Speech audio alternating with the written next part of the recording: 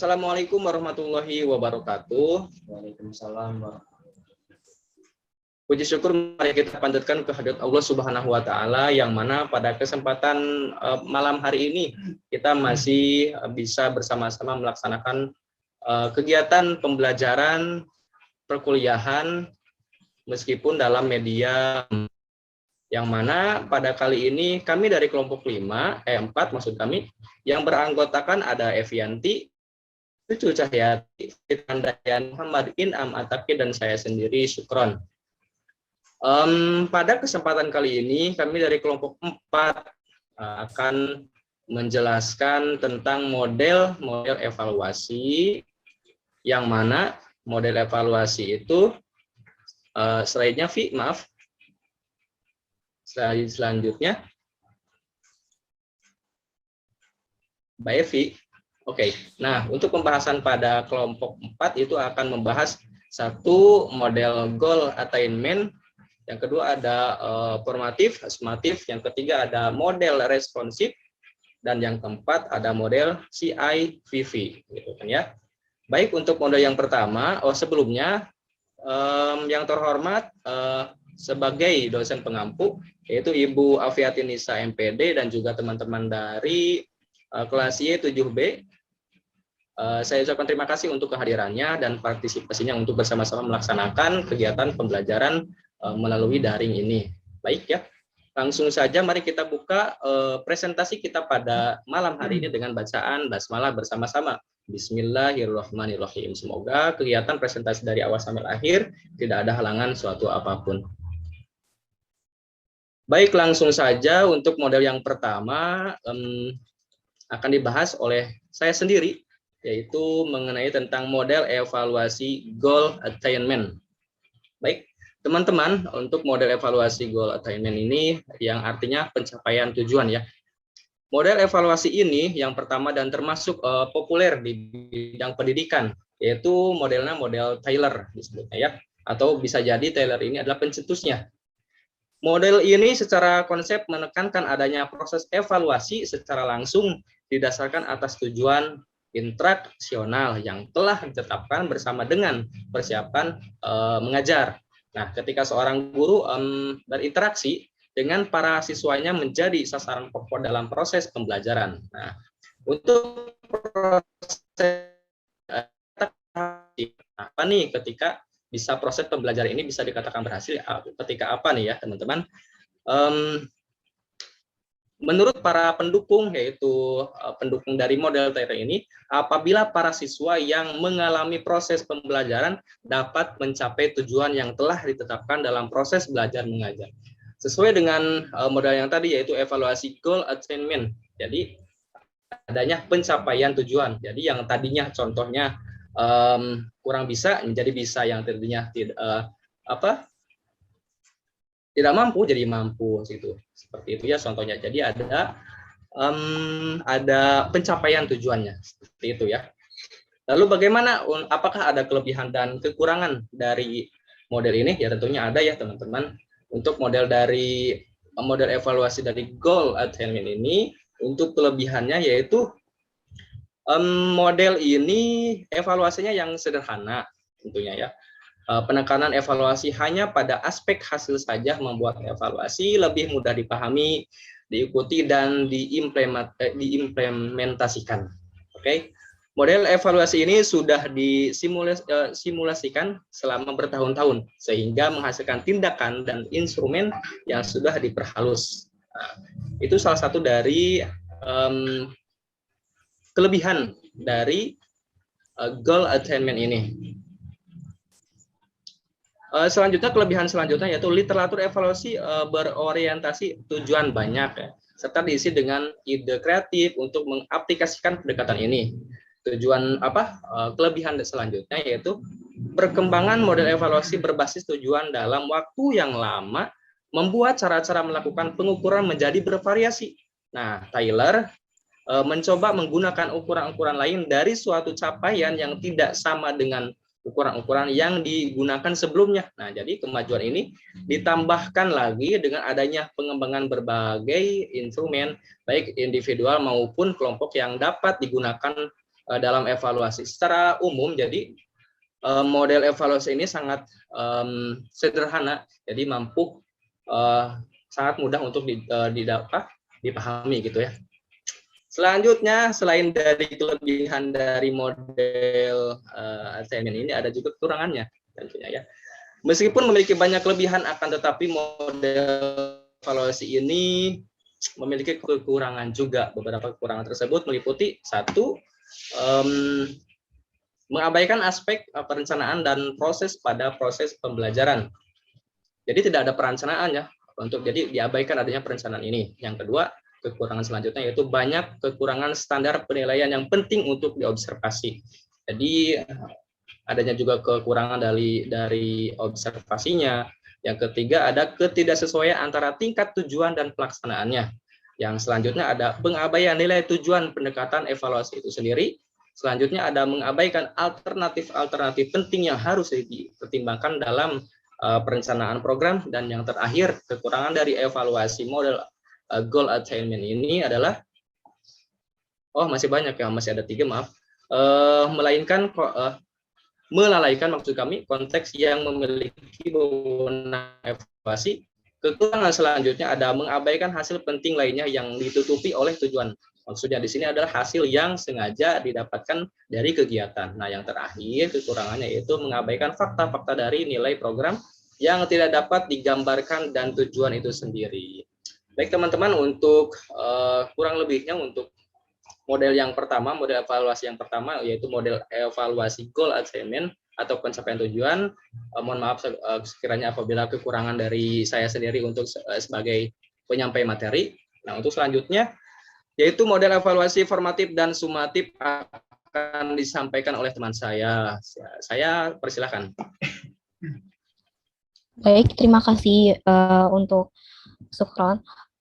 Selanjutnya saya akan meneruskan materinya. Model evaluasi formatif dan sumatif ini adalah model yang kedua, yaitu di mana evaluasi formatif secara umum adalah evaluasi yang dilaksanakan di tengah-tengah atau pada saat berlangsungnya proses pembelajaran yang dilaksanakan. Pada setiap kali satuan pembelajaran atau subpokok bahasan dapat diselesaikan dengan tujuan untuk mengetahui sejauh mana peserta didik telah dibentuk sesuai dengan tujuan pengajaran yang telah ditentukan menurut Sugiono tahun 2007. Jadi untuk evaluasi formatif ini kita mengetahui digunakannya pada saat pembelajaran. Jadi saat prosesnya berlangsung evaluasi ini kita gunakan. Lalu yang selanjutnya ada evaluasi sumatif, di mana evaluasi sumatif ini adalah yang dilaksanakan setelah sekumpulan program pelajaran telah diberikan. Dengan kata lain, evaluasi yang dilaksanakan setelah seluruh unit pelajaran selesai diajarkan. Jadi di sini untuk sumatif sendiri dilaksanakannya pada sekumpulan program pelajaran yang selesai diberikan. Beda dengan evaluasi formatif pada prosesnya. Baik, silakan lanjut. Untuk perbedaan evaluasi formatif dan sumatif, mohon maaf, akan dilanjutkan oleh Evianti. Silakan untuk Mbak Evi. Baik, terima kasih Erika. Di sini saya akan melanjutkan mengenai model evaluasi formatif dan sumatif. Di sini kita akan membahas perbedaan evaluasi formatif dan sumatif. Seperti yang dikatakan Rusman, mengutip pendapatnya Sriven telah membuat perbedaan antara evaluasi sumatif dan formatif. Dalam evaluasi sumatif, evaluasi berfungsi untuk menetapkan keseluruhan penilaian program, termasuk menilai keseluruhan manfaat program tertentu dalam hubungannya dengan kontribusi terhadap kurikulum sekolah secara total. Dalam evaluasi formatif meliputi pembuatan penilaian dan usaha untuk menentukan sebab-sebab khusus. Informasi yang telah diperoleh dalam evaluasi formatif memberi kontribusi terhadap revisi program. Ini memungkinkan pengembang kurikulum untuk mengubah dan mengembangkan kurikulum sebelum menetapkan bentuk final. Perbedaan yang mendasar antara dua tipe evaluasi ini menyangkut bagaimana evaluasi diperlakukan dan apa yang akan dievaluasi dan bagaimana hasilnya akan digunakan. Sebagaimana Erika telah menjelaskan bahwasanya evaluasi formatif dilakukan di tengah-tengah proses pembelajaran. Jadi tujuannya berbeda dengan sumatif yang menilai keseluruhan hasil program. Sedangkan formatif untuk menilai apakah program atau itu berlangsung dengan baik. Selanjutnya, ada tujuan evaluasi formatif dan sumatif. Tujuan evaluasi formatif ini satu, evaluasi formatif adalah mengetahui sejauh mana program yang dirancang dapat berlangsung sekaligus mengidentifikasi hambatan. Jadi, karena evaluasi ini diberikan di tengah-tengah proses pembelajaran, maka evaluator akan mengetahui sejauh mana program yang dirancang ini berlangsung dan sekaligus mengidentifikasi hambatan-hambatan yang menghambat proses pembelajaran atau menghambat proses keberhasilan pembelajaran. Yang kedua, untuk memastikan tujuan yang diharapkan dapat tercapai dan untuk melaksanakan perbaikan suatu produk atau program. Yang kedua ada tujuan evaluasi sumatif untuk mengukur ketercapaian program, ya, karena ini diberikan setelah sekumpulan program diberikan kepada peserta didik atau anak. Jadi tujuan evaluasi sumatif ini untuk mengukur ketercapaian program. Yang kedua, untuk mengetahui seberapa jauh kurikulum yang telah disusun sebelumnya memberikan hasil pada siswa, antara lain mencakup aspek kognitif, afektif, dan psikomotorik. Berikut itu perbedaan dan tujuan evaluasi formatif dan sumatif. Berikutnya ada model responsif yang akan dipresentasikan oleh rekan saya. Selanjutnya dipersilahkan. Baik, suara Cucu kedengeran nggak ya? Terdengar Cucu? Ya, Cucu akan melanjutkan presentasi mengenai model responsif, yang dimana model ini merupakan model penelitian evaluasi yang bersifat kualitatif. Nah, evaluasi ini berpusat pada klien, mengambil sampelnya dengan secara sengaja, namun disesuaikan dengan kebutuhan dari siswanya. Terus, model responsif ini bersifat fleksibel dan dengan mampu mendengarkan pandangan dari berbagai perspektif yang berbeda.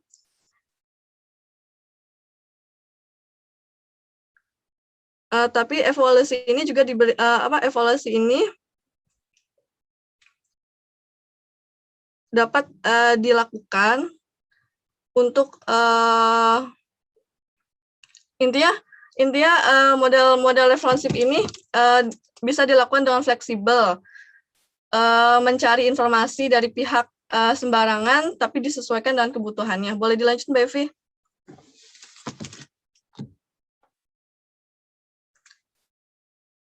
Nah, evaluasi ini dikembangkan oleh Robert Stack pada tahun 1975.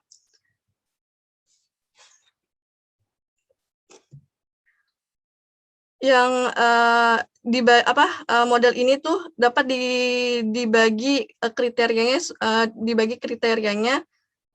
tiga kriteria menurut Robert Stack, yang dimana kriterianya itu seperti lebih berorientasi pada secara langsung kepada aktivitas program, tujuan program. Yang kedua itu merespon kepada persyaratan kebutuhan informasi dari audiens. Yang ketiga itu perspektif nilai-nilai yang berbeda dari orang-orang dilaporkan dalam kesuksesan dan kegagalan dalam program yang sudah dibuat. Nah, evaluasi responsif ini lebih dikenal sebagai isu daripada rumusan masalah.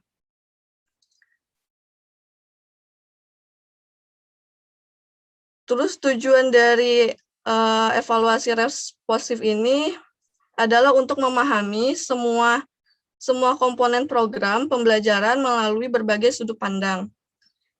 Melalui sudut pandang yang berbeda. Boleh dilanjut, Mbak Evi?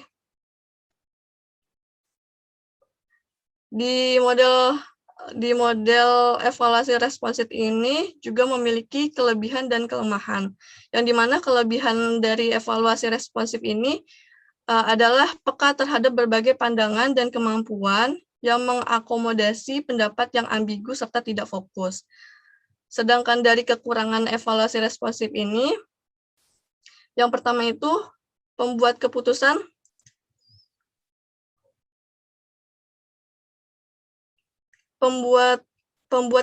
sulit untuk menentukan prioritas informasi, mana informasi yang lebih dikepentingkan.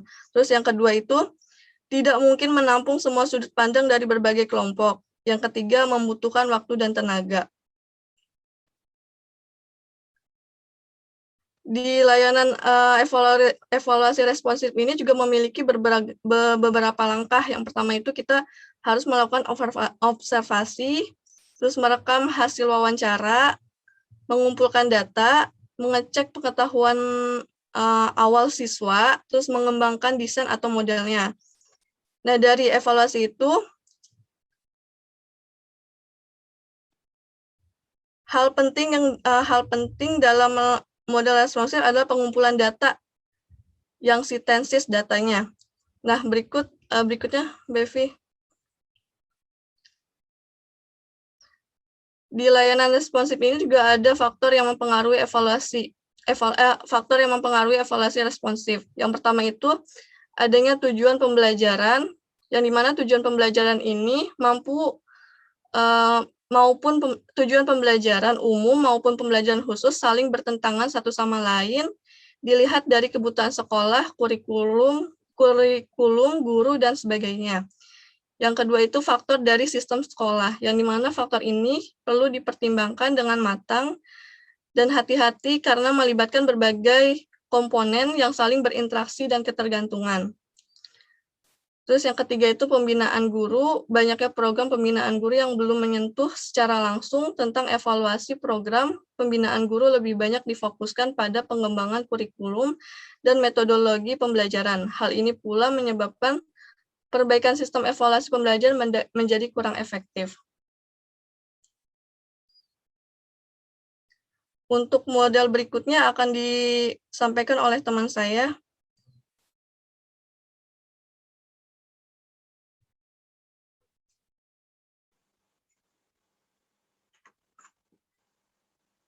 Oke, selanjutnya ada model CIPV. Nah, maksudnya ini merupakan sebuah model evaluasi yang menggunakan pendekatan yang berorientasi pada manajemen oriented evaluation approach, atau disebut sebagai bentuk evaluasi manajemen program ya, atau evaluasi in program management. Nah, maksudnya ini membandingkan kinerja dari berbagai dimensi program dengan sejumlah kriteria tertentu.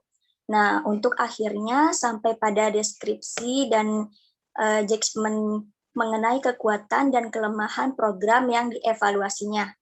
Nah, itu pengertian dari model CIPV. Selanjutnya akan dijelaskan oleh teman saya, yaitu Inam Ataki.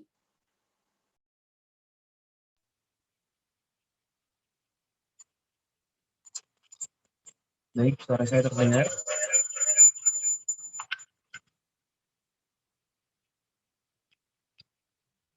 Melanjutkan model yang keempat.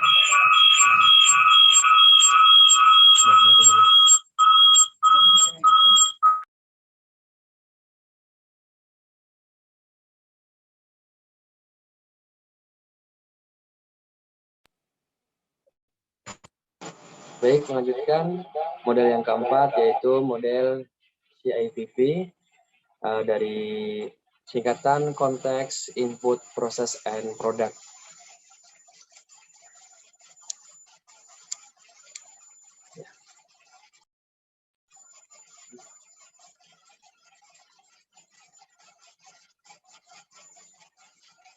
Mohon maaf, slide sebelumnya.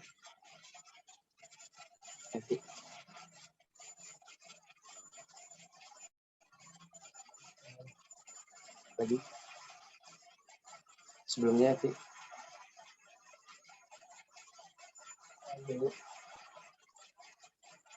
Ini komponen itu.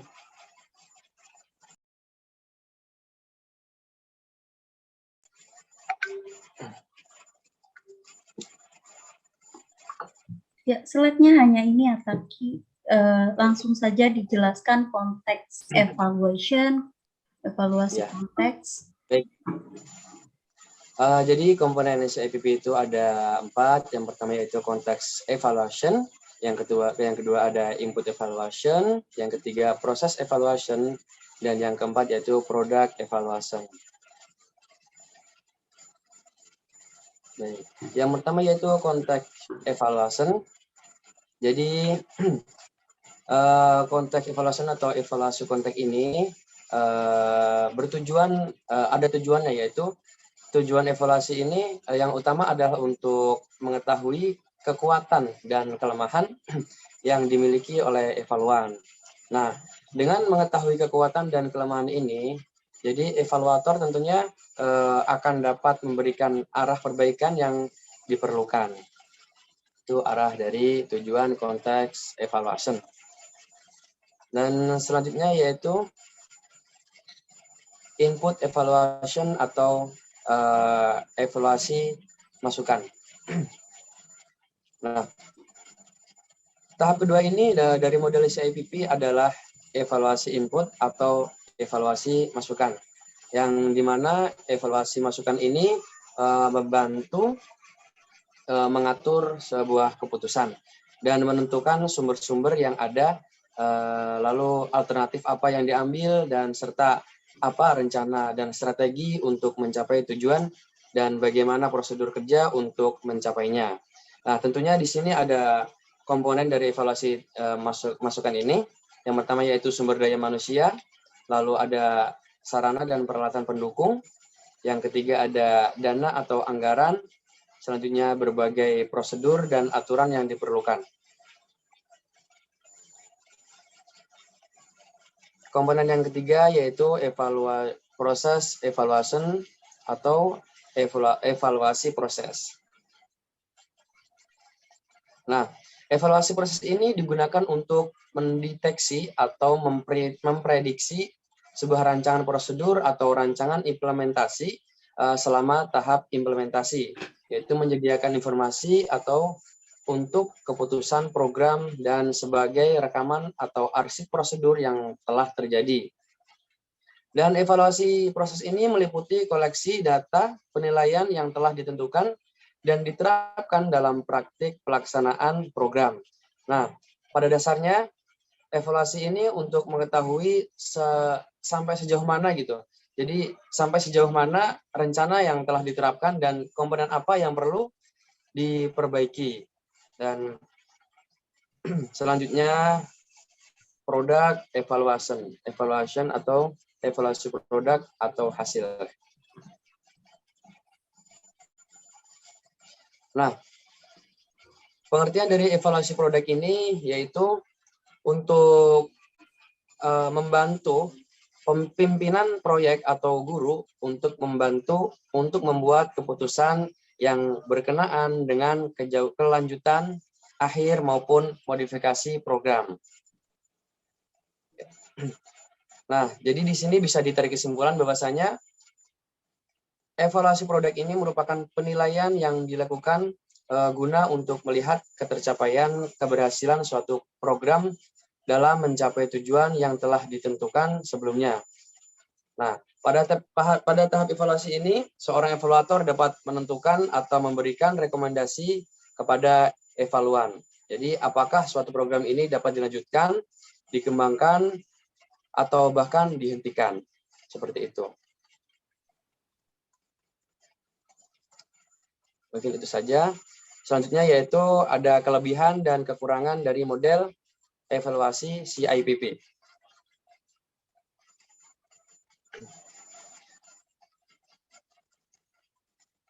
Menurut Eko Putro Windoyoko, model evaluasi ini lebih komprehensif di antara model evaluasi lainnya.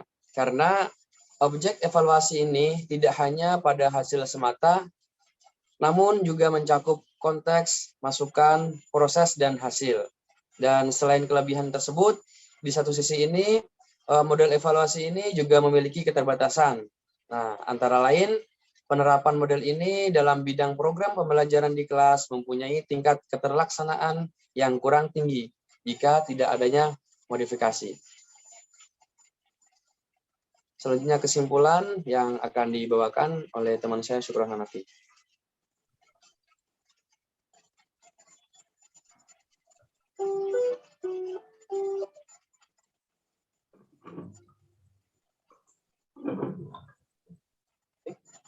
Suara saya tadi.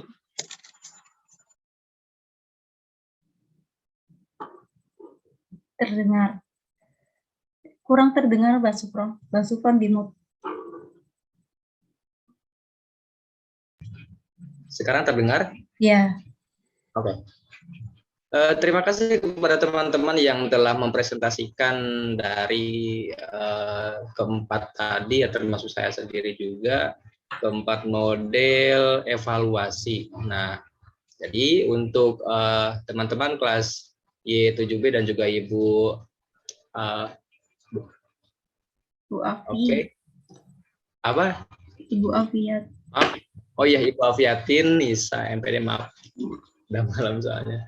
Baik, untuk simpulan dari kelompok kami, kelompok 4, itu dari banyak model-model evaluasi perlu kita ketahui nih, bahwasannya evaluasi itu adalah proses membandingkan antara tujuan yang ditetapkan dengan tujuan yang ingin dicapai, dan perlu ditekankan bahwasannya pada pemerolehan gambaran efektivitas sistem pendidikan yang mempengaruhi pencapaian tujuan pendidikan itu harus dilaksanakan secara berkesinambungan dan terus-menerus sesuai dengan tujuan pembelajaran yang akan dicapai secara berkelanjutan.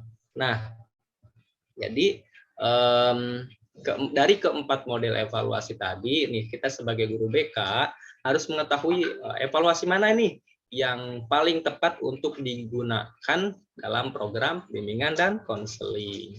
Itu saja presentasi dari kelompok kami, kelompok 4. Mohon maaf sekali lagi, banyak sekali kekurangan dari presentasi kelompok kami, itu kelompok 4. Saya sebagai MC ataupun pembawa acara dalam presentasi pada kesempatan kali ini, mohon maaf, dan juga ditutup dengan bacaan doa. Alhamdulillahirrahmanirrahim. Kami dari kelompok 4 mengucapkan terima kasih. Wassalamualaikum warahmatullahi wabarakatuh. Waalaikumsalam warahmatullahi wabarakatuh. Oke.